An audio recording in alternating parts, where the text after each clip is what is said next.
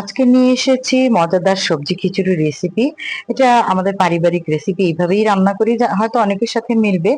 আহ মুসুরির ডাল আর চাল একত্র করে ধুয়ে নিয়েছি বেশ ভালো করে, কয়েকটা ধোয়া দিয়েছে, 6-7টা।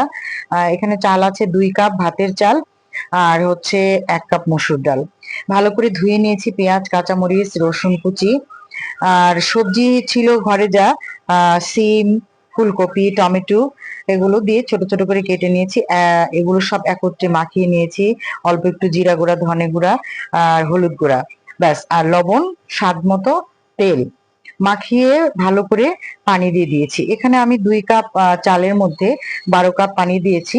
পরে অবশ্য আরেক কাপ পানি বাড়িয়ে দিয়েছিলাম, যদি সবজি আরো বেশি দিতাম, সবজি থাকলে আরো সবজি দিতাম, তাহলে পানি আরো 2 কাপ বাড়িয়ে দিতাম। মাঝারি আছে, অনেক জাল করতে হয়, তাই পানিও একটু বেশি দিতে হয়।